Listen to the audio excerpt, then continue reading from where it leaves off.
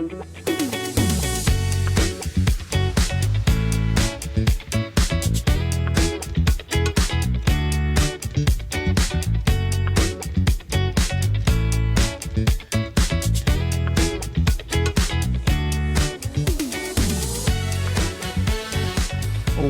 to the Justin Strawn Podcast. I am your host, Justin Strawn. Glad to be back with you on a Wednesday morning and getting some recording out as we get ready for the upcoming Egg Bowl. We get ready for a pretty big weekend in terms of movies. Got a couple of big releases coming out. I don't know if I'll be going to see any of them this weekend, but we'll eventually catch some of them. But yeah, we're getting into award season for films, so you'll definitely be seeing some pretty big releases at the theater in the next couple of weeks. So we'll be talking about those things as well. We'll be discussing a couple of other things as well. We got some movie news that I want to discuss that also crosses into the world of video games. So those things are all things that I am looking forward to, and we'll get into that. Real quick, I need to go ahead and remind people about this because I keep forgetting. If you are watching on Spotify, if you're watching on YouTube, it would really help me out a whole lot if you would hit the follow button, the like button, the subscribe button, whatever it is that you're on. It would help me out a whole lot. And also, if you are listening, wherever you're listening from, if you can rate it. If you're on Apple Podcasts, where most people get a lot of their podcasts from, if you can hit that follow button or that check mark, whatever it is that allows you to follow the podcast, that would really help me out a lot. Plus, if you could hit that 5-star rating button, if you could do me a favor there and hit 5 stars, and also just put a quick little review in there. That way it shows up in more people's podcast catchers. Those are big deals to the algorithms in the podcasting world. So if you want to help me out, I would really appreciate it. You can follow me on all the social media that's out there. You can follow me on Twitter. I'm at Justin M. Strawn. Pretty sure that's my handle on just about all of my platforms. Instagram may be a little different, but it's pretty close. If you look up Justin Strawn, you should find me. But I'm on TikTok, putting up a lot of clips from this show on TikTok and on YouTube as well. So there's all different places you can find me and follow, and I would appreciate it if you did all those things. It will help me out a lot in getting this podcast into the ears of new listeners. So let's go ahead and get into it. Probably going to be a light show this morning. Don't have a ton to talk about, at least especially from the Mississippi State side. Obviously, State is still trying to figure out how to rebound as they head into the Egg Bowl, from trying to figure out how to rebound from their pretty lopsided loss to Missouri this past weekend as they head into the Egg Bowl next week on the day after Thanksgiving. So let's go ahead and kind of get into that.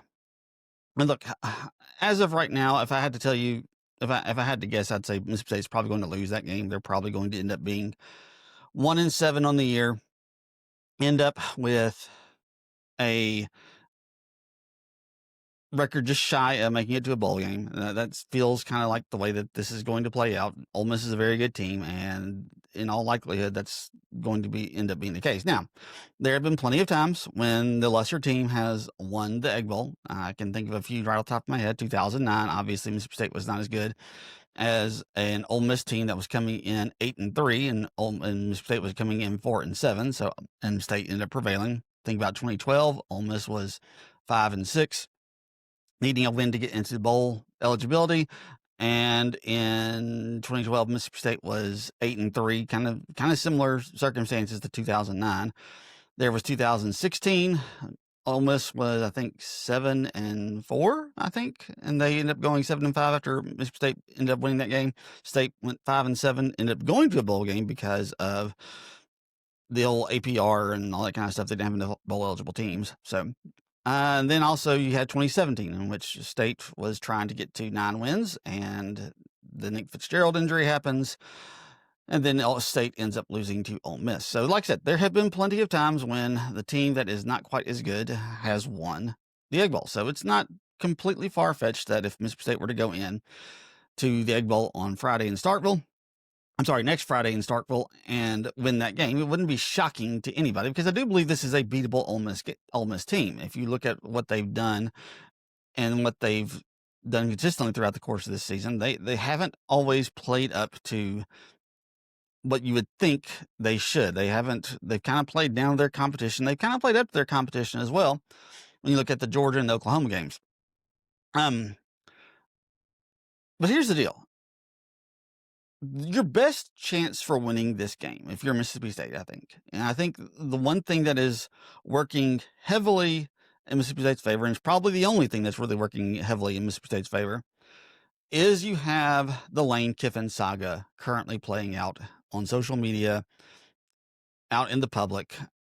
And that's kind of the thing that might be the great equalizer for you if you're Mississippi State. And this kind of happened back in 2022. And it wasn't nearly as lopsided. Ole Miss had a pretty good year up until like the last 4 or 5 games of the season, and it just kind of collapsed on them at that point. But Lane Kiffin was heavily rumored to go to Auburn, and then John Sokoloff basically said Lane is going to Auburn. It's a done deal. And after that happened, he ended up going on Twitter and like just going after John Sokoloff repeatedly because he made that claim on Twitter, and it ended up staying at Ole Miss, and he's been there ever since.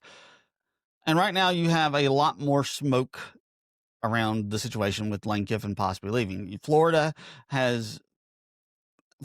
fans and boosters have made it pretty clear ever since the year started, and it was obvious that Billy Napier, after he lost to South Florida, once he lost to South Florida, that was it for Florida fans. They wanted Billy Napier gone. He pretty much underperformed throughout the course of the year, and let's be honest, they have, I think, 3 wins on the year. They should only have 2 if Mississippi State had not just crapped the bed and Blake Shapen threw that interception at the very end of the game. They should have another loss on their hand, but they don't. So like I said, Florida has had Lane Kiffin. I mean, they have been all in on the Lane train ever since really the middle of the season. The beginning of the season. Like I said, after they lost to South Florida, they were like, that's it. We're done. Billy Napier did enough to save his job last year. That wasn't going to happen this year after they lost to South Florida. LSU obviously would love to get in on it. There are rumors there, or not rumors. There are reports that Lane's family was in Baton Rouge on Monday morning. Apparently, they'd already taken a trip to Gainesville as well.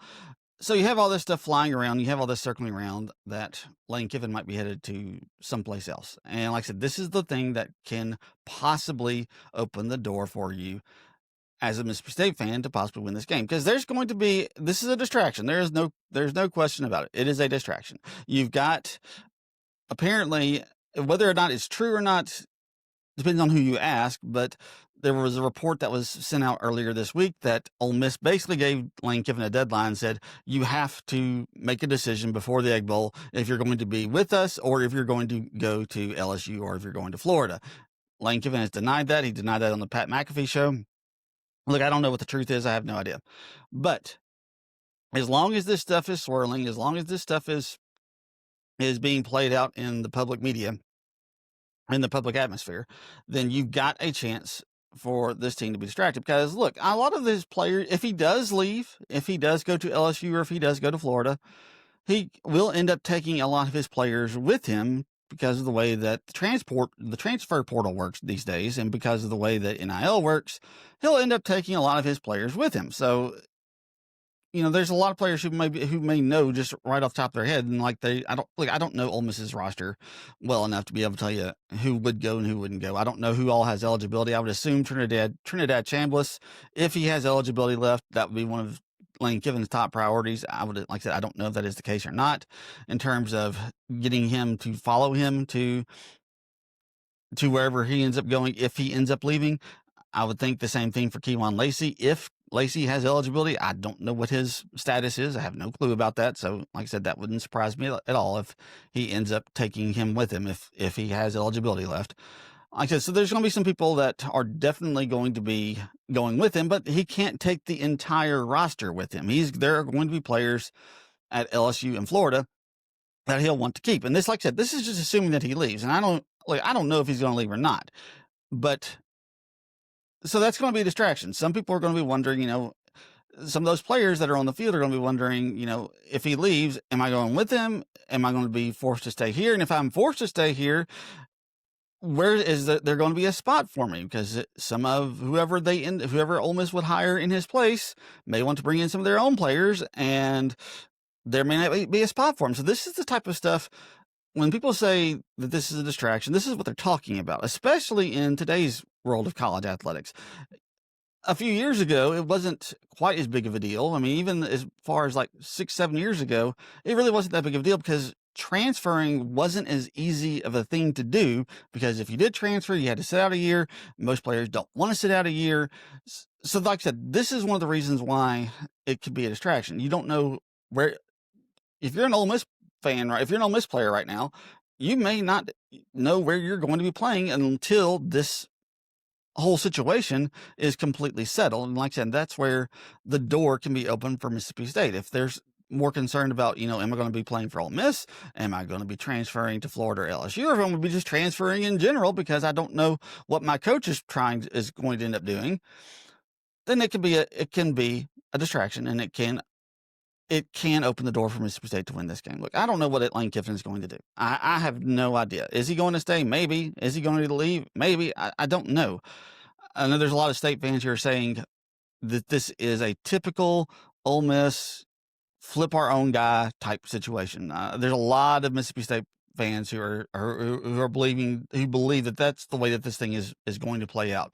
That Ole Miss is doing this, that they are letting Lane purposely flirt heavily with LSU, flirt heavily with Florida, and who knows, maybe some other team as well. I don't know, but flirt heavily with those teams and then they can come back and say Lane chose us over those other big programs. And maybe that's the case. Maybe that is what's going to end up happening. I don't know, but it wouldn't surprise me. I mean, there is a history of that at Ole Miss, and we'll just kind of see if that ends up being the case. But like I said, if you want an opportunity to win this game, this is probably your best hope that the Ole Miss players, and Lane Kiffin for that matter, is completely distracted by everything else that's swirling around in the media, and you can end up winning this game. It doesn't help the fact that that both teams have bye weekends this weekend, and it's going to just continue to play out, and the drama is going to continue to ratchet up while we get ready to go into the Egg Bowl the day after Thanksgiving. So, like I said, I don't know what's going to happen. Do I hope he leaves? Yes, I do. I'm not going to lie. I don't want him to be there. He has done a really good job with Ole Miss. He's going to get them into the playoff. And look, if Mississippi State wins, they might not make the playoff. There is a possibility that they could be left out if they don't win the Egg Bowl. I don't think that's going to be the case. I think it will cost them a home game. I think that's very much going to be the case, is they won't play at home if they lose Mississippi State. But I don't know if it will completely keep them out of if it will completely keep them out of the playoff. But if you're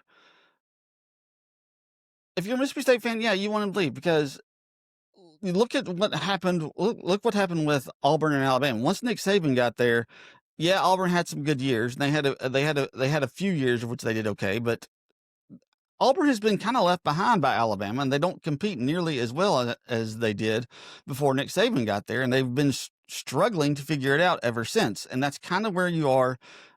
That's kind of the road that you're heading down with Mississippi State right now and Ole Miss, because ever since he got there, Mississippi State is 1-5 against, assuming that they lose this year, they will be 1-5 against Lane Kiffin, and trying to overcome that program when you're directly competing with them for recruits, for resources in your state, it makes it difficult. So yeah, do I want him to go? Absolutely. I'm hoping he goes somewhere else, because it will make things easier for Mississippi State if he's not there.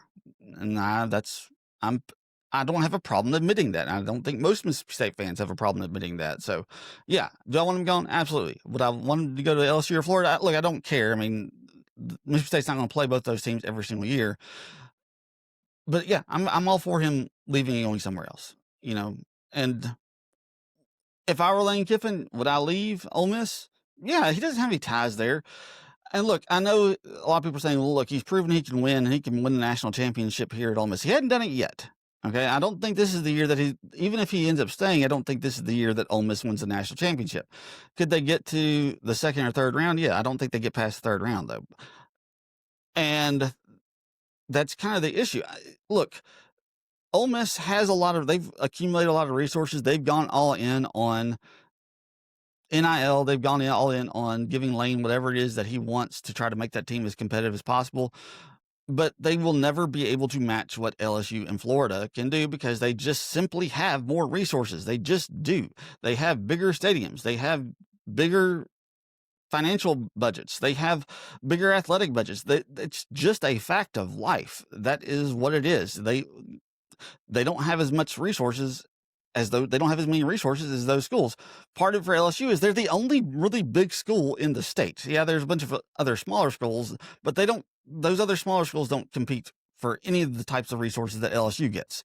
Florida obviously has a few other big schools they have to compete with, but Florida is a much larger state. They have a lot more in terms of resources, in terms of where they get revenue from, in terms of tourism and all that type of stuff, because of the fact that the entire state is surrounded by beaches for the most part. And the fact that it's a tourist heavy state brings in a ton of revenue for that state, and they can pour it into, those types of revenue can be poured into the school. They just are going to have more resources. And because of that, they'll always be able to win more at those places than you can at Ole Miss. It's just a fact of life. I mean, that's just, so like I said, I mean, yeah, Lane Kiffin could win a championship at Ole Miss. He might. There's a very good possibility that could end up being the case, but he can always win a lot more if he is somewhere else. And that's just the cold, hard truth of the race. That's just the cold, hard truth. He can win more if he ends up going to LSU or Florida. He just can. So, all right, let's talk about Mississippi State basketball real quick. Mississippi State is playing the Kansas State Wildcats on Thursday night. They are playing, I think it's at Starkville, is it? Or are they on the road this weekend? No, they're playing at Kansas State. It's in the Hall of Fame Classic. I don't know. Actually, it's not in Kansas. I don't know where the Hall of Fame Classic actually is. But when they play that game, they're going to end up playing somebody else on Saturday, I do believe, as well. But they play at 8:30. Kansas State is currently 4-0. They are led by PJ Haggerty, who is scoring 26 points per game. So, look, they've got a big challenge. Kansas State is not ranked, neither is Mississippi State. And we've seen how Mississippi State has played these first two games. At least we've seen how the basketball team has played these first two games. Here's the deal. If you lose this game to Kansas State, it doesn't keep you out of the tournament. That's not going to be the case. But here's the deal. You need to win some of these games. Mississippi State scheduled a pretty difficult non-conference schedule this year. Like I said, they played Iowa State last week. They're playing Kansas State this week. And like I said, I don't remember who else is in this classic thing that they're playing in. But they'll have another pretty decent opponent, regardless of whether or not they win or lose. They got Memphis on the schedule. They've got Utah on the schedule. So they've got a relatively tough non-conference schedule. And look, losing to good opponents doesn't keep you out of the NCAA tournament, but you got to win some of them at some point. Because the more L's you take to good opponents, the less likely it is that you're going to end up as a 2, a 3, a 4, a 5, or 6, or 7 seed, and you're going to end up right back in that 8, 9, 10, 11 range, where you're not really expected to get out of the first weekend of the NCAA tournament. It has been it will have been 30 years since Mississippi State made it past the first weekend of the NCAA tournament, when the NCAA tournament takes place in 2026. 30 years. The last time they made it past the first weekend was when they went to the Final Four back in 1996. That's a really long time to go without making it past the first weekend of the NCAA tournament. And if you want to have a better opportunity to do so, you got to win some games and give yourself a better seeding so you're not playing the best teams in the first and second round. And unfortunately, if they can't pull off some of these wins, that's what they're looking at, even if they can rebound. I mean, the other issue you have is if you end up losing this weekend, and if you lose both games this weekend, which would be just absolutely devastating, what hope do you have that this team is going to rebound? Look, it's a long season, and you can get better, and you can figure things out before conference play starts, but you wouldn't have a whole lot of hope going into conference play once it starts in January. And So they've got to find a way to win some of these games. It's going to be a tough game. Kansas State, like I said, is 4-0. They've got some good players. They've got some guys who can score. It's going to be difficult. They're going to have to figure out their rotations, and they're going to have to figure out who's going to actually contribute to this team. Trying to play 10, 11, 12 guys isn't going to cut it. That's just way too many. You've got to figure out who your real contributors are, and get all of those guys 20 plus minutes, and make sure the guys that can go out there and contribute at the same level that Josh Hubbard is contributing at, get those guys 30 plus minutes, because Josh Hubbard's going to be playing 30 plus minutes, and you need to figure that out. Look, I think Sean Jones is definitely going to be one of those guys. He's one of the few guys that's returning from this team this year. He's one of the few that they brought back. A lot of the guys transferred. And I've always liked Sean Jones. I think he's really good. But he's probably having to step up into a role that maybe he wasn't prepared for and ready for, to basically be the number 2 guy on the team. So I'll be very interested to see if they can kind of figure out the rotations, because they need to start figuring it out. That's been one of the biggest issues they've had through these first 3 games, when, they've won 2 of them, but they've underperformed in 2, and they got blown out by Iowa State in that 3rd game. So they've got to figure out the rotations. They got to figure out who's going to be the best contributors for this team, and get those guys playing together and gelling together and playing as a much more cohesive team. So take place on Thursday night, 8:30 on Peacock. And if you don't have Peacock subscription, I think they have a free trial, and you can get one at least for this weekend when State is playing in this little tournament thing that they've got going on. So, all right, let's turn our attention to some movie and television stuff. Just TV stuff. So, next Wednesday, the newest season of Stranger Things is dropping, or the last season of Stranger Things is dropping. I talked a little bit about this on the previous show. I've started rewatching it. I've rewatched the first season, and here's the thing: it's been a while. It had been a while since I'd seen Stranger Things, and I think Stranger Things. When did it first debut? I think it debuted in 2015. I think, if I remember correctly. Let me see if I can look that up. Season 1, Stranger Things. Yeah, it was 2016. So it's been 9 years since the beginning of Stranger Things. And I went back and watched the first season.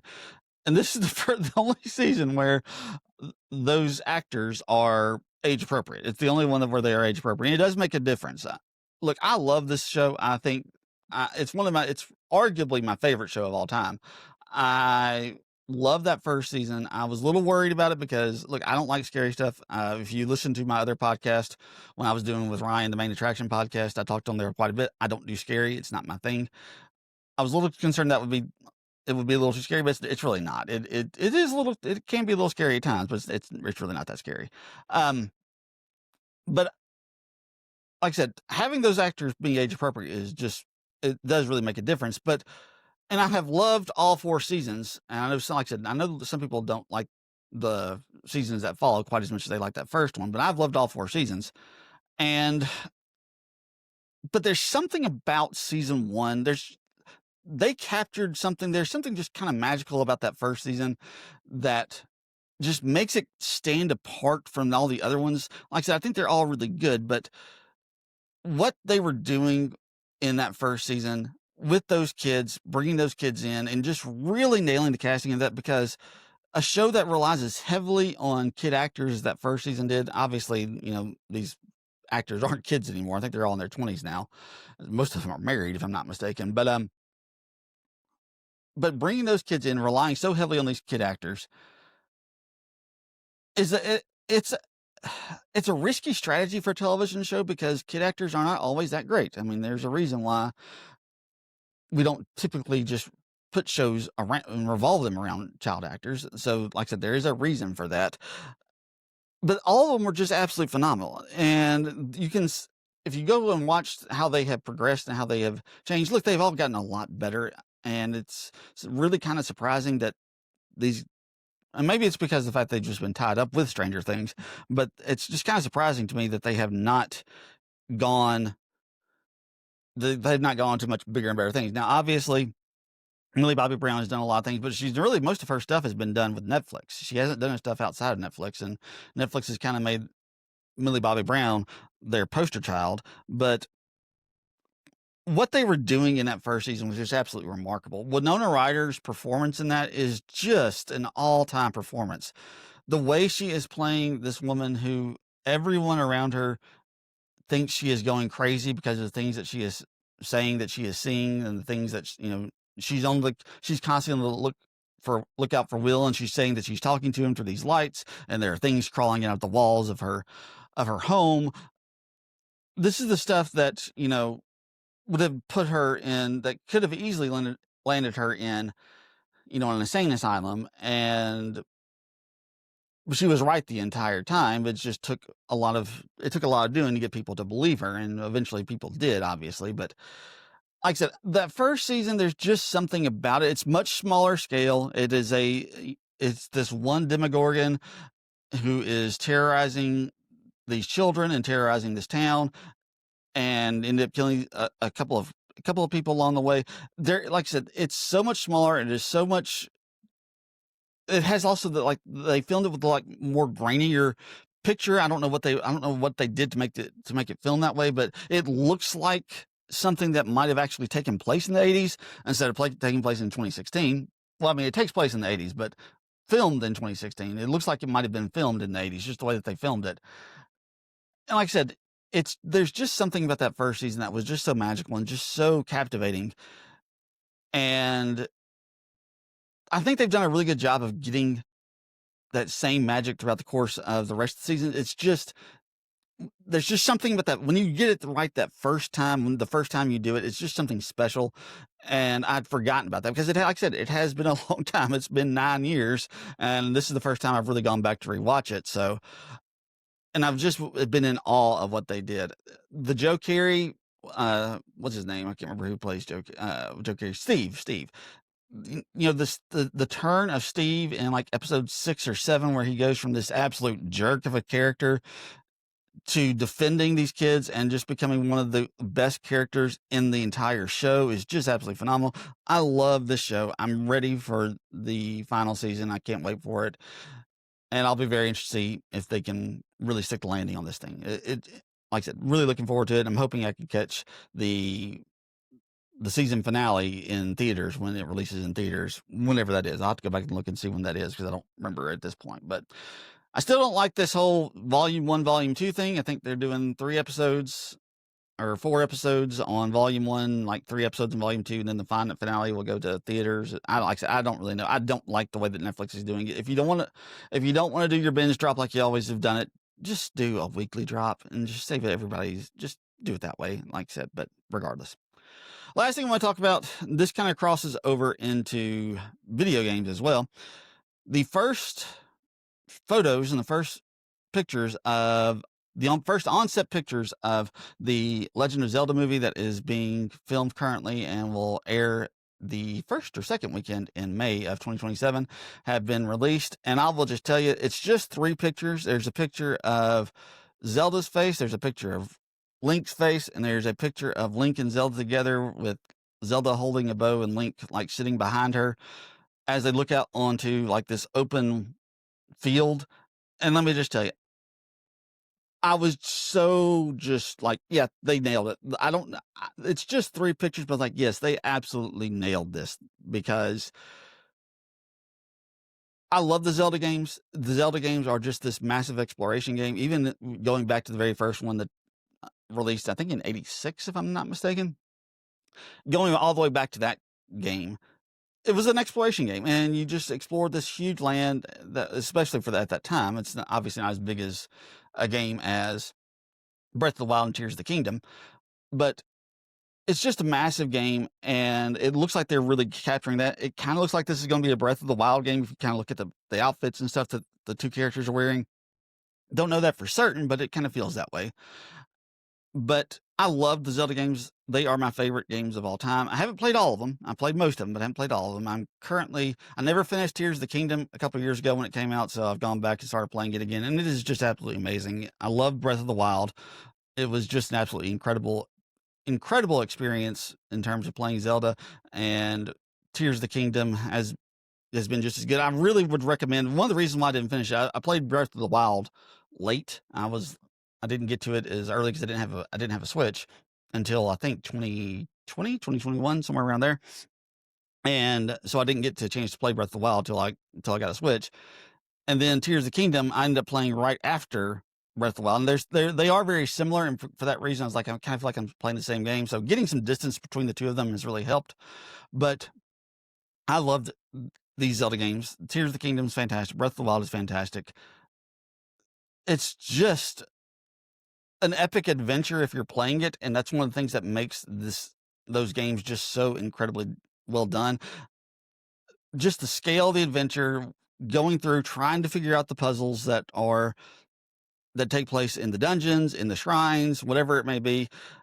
It's just absolutely fantastic. And one of the things I like about it, the puzzles can be challenging, they can be difficult, but they're not so challenging where you have to go and look up a solution to them online. There have been a couple where I've had to do that, but 9 times out of 10, whenever I walk into one of those puzzles or one of those shrines, and I'm sitting there trying to I can normally figure it out on my own. Yeah, it can be a little difficult at times, and it can be hard to figure out, but most of the time, when you are sitting there looking at it, you can okay, I kind of understand what to do. I know what I can figure it out. Yes, there are online resources for you, but you don't always have to go to those. And like I said, looking at those pictures just made I was already psyched about this film when they announced it. And I'm even more psyched about it after seeing these pictures. Like I said, I really feel like they're capturing what the Zelda games are supposed to be about, and what those characters are going to be about. I'll be very interested to see if they make Link talk, because technically he always talks. I mean, that's everybody says Link never talks.